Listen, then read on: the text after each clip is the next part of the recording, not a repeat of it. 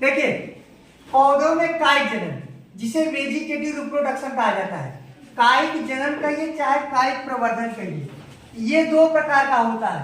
एक प्राकृतिक कायिक जनन, दूसरा कृत्रिम कायिक जनन। यह जनन का सबसे आसान विधि है, क्योंकि इसमें पौधे की शाखा को काटा जाता है, कहीं से उसके भाग को अलग कर दीजिए। पौधे के शरीर में 3 भाग मुख्यतः पाया जाता है, या तो उनके पत्ती द्वारा, या तो उनके तना द्वारा, या तो उनके जड़ द्वारा। और पौधे में जो 2 प्रकार का होता है, एक प्राकृतिक कायिक जनन, दूसरा कृत्रिम कायिक जनन। प्राकृतिक कायिक जनन कितने प्रकार होता है? 3 प्रकार का। आप लोग बोल सकते हैं हाँ, ऐसा नहीं है। कितने प्रकार होता है? 3। पहला क्या है? दूसरा, ये प्राकृतिक का अर्थ है, यानी यहाँ पर मानव का कोई हस्तक्षेप नहीं है। इसका उदाहरण क्या हो सकता है? जड़ों द्वारा का डेलबार्जिया, यानी शीशम के पौधे में देखा जाता है। तनों में क्या हो सकता है? गन्ना हो सकता है और दूब घास हो सकता है। सही ना? तनों द्वारा क्या प्रकार होता है? दो, एक वायवी तना, दूसरा अर्धवायवी तना। अच्छा, गन्ना कौन सी तना कहलाएगी? वायवी तना। और घास? ठीक है। अगला कौन है? अच्छा, इसका परिभाषा क्या हो सकता है बताओ? पौधे के पत्ती में जब अनुकूल परिस्थिति में आपस्थानिक कलिकाएं आ जाती है और वही कलिका विकास करके नए पौधे का जैसे ब्रायोफिलर। अगला क्या है? कृत्रिम कायिक जनन में मानव के द्वारा किया जाता है। ये भी पौधे की शाखा को अलग करते हैं। इसमें भी पहला इसमें क्या है? दूसरा क्या है?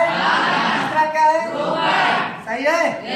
बाई कटिंग, बाई लेयरिंग और बाई ग्राफ्टिंग। सबसे आसान विधि कौन है? सही है? आप बताओ, किसान द्वारा कलम विधि का प्रयोग क्यों किया जाता है? क्योंकि कम समय में उनको फसल तैयार हो मिल जाता है ना। कम समय में उनको फसल तैयार मिल जाता है, या कम समय में अधिक पौधे बना। आप बच्चे बताइए, अगर गन्ने को अगर बीज के द्वारा बोएंगे, मान लीजिए बीज के द्वारा पैदा करेंगे, तो गन्ने को जब खेत में ऐसे फेंकेंगे, क्या जरूरी है सभी बीज से नया पौधा बनेगा? चिड़िया बीनेगी, कुछ डिस्ट्रॉय नष्ट हो जाएगा। लेकिन जब अगर हम गन्ने की शाखा को, इतना बड़ा शाखा है, अगर इसे हम कलम विधि से जगह जगह भी इसको काट दें, और काटने के बाद आप उसे मिट्टी की संपर्क से गाड़ दें, तो एक गन्ने के लिए थे, अब इसमें देखिए 1 2 3 4 5 6 7 8, लगभग 8 पौधे बना सकते हैं। ये आसान है, वो आसान है? बीजों द्वारा आसान है कि उसके कायिक भाग से आसान है? इसमें कम समय लगेगा, उसमें कम समय लगेगा। इसमें फायदा, उसमें फायदा। समझ आ गया ना? आ गया? चला रिकॉर्ड घुमा दो।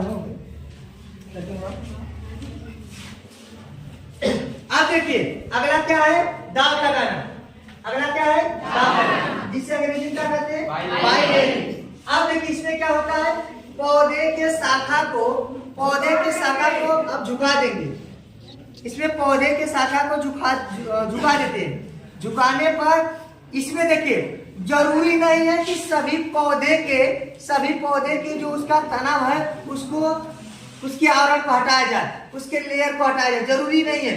उन पौधे को हटाया जाता है जिनकी शाखाएं कठोर होती है,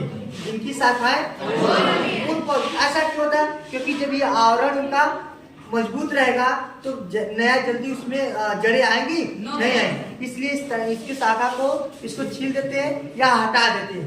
हटाने के बाद जब इसे मिट्टी के संपर्क में गाड़ देते हैं तो यहाँ पर जड़ें निकलती है। क्या निकलती है?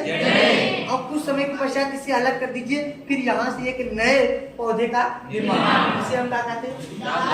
और सबसे सिंपल और सबसे थोड़ा सा इम्पोर्टेंट है, आप कभी गए होंगे नर्सरी पेड़ खरीदने, तो पेड़ आप जब खरीद के लाए होंगे उसमें आपको 2 पेड़ ऐसे सटा हुआ मिलेगा, ठीक ना? और इस पे रस्सी की सहायता से बना हुआ मिलेगा। आज के बाद जान जाओ, अगर ये चीज आपको दिखाई दे तो कौन विधि आपको ऊपर और क्या कहेंगे और क्या कहेंगे?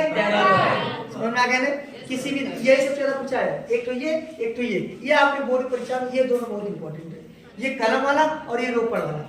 देखिए रोपण में दो किस्म का पौधा लेते हैं, एक उच्च किस्म का, दूसरा दोनों को इस प्रकार से काटा जाता है ताकि दोनों एक दूसरे पर सेट हो जाए और मोम लगाकर रस्सी की सहायता से बांध। जैसे ये पौधे को देखिए, इसको यहाँ से अलग किए थे, अब देखिएगा ध्यान से, ये देखिए यहाँ से इस प्रकार से काटे हैं ताकि ये वाला इस पे आकर के सेट हो जाए। ये भी कई प्रकार का होता है, कहीं साइड कटिंग होता है, कहीं मिड कटिंग होता है, यानी इसके बीच से ही काटा जाता है।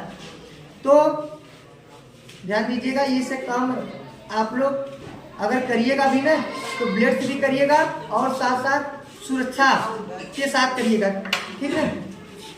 अब देखिए इसमें, अब इसमें मोम तो नहीं है हमारे पास, फिर भी हम आपको बता रहे हैं मोम इसलिए लगाया जाता है ताकि ये आसानी से पकड़ भी ले, ठीक ना, ये एक दूसरे को छोड़े ना, ताकि उसमें जल का सामान और कार्बन डाइऑक्साइड का सामान हो जाए। उसके बाद इस रस्सी की सहायता से इस पे बांध देती है।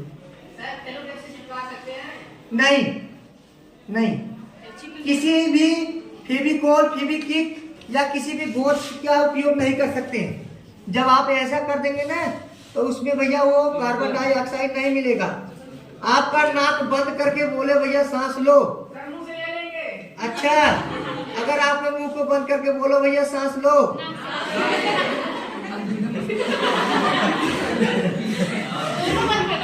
हाँ, तो ऐसा देखिए बंद नहीं रहा, इस प्रकार से आसानी से बांधा जा सकता है, ठीक है ना।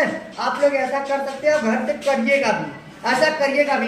हो सकता है कि अगर आपके हाथों के द्वारा इस प्रकार के प्रैक्टिकल से अगर नया पौधा पकड़ भी लेता है तो आपको गर्व होना चाहिए कि इस प्रैक्टिकल के माध्यम से हम नए पौधे का निर्माण कर सकते हैं। समझ में आया? आ गया ना? तुम्हें घुमा जाऊँ नटवा कहाँ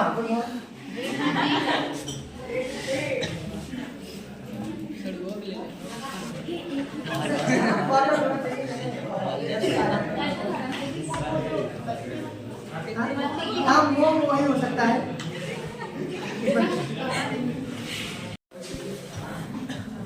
ये तो हम जोड़ देंगे ना, जोड़ के बनाएंगे।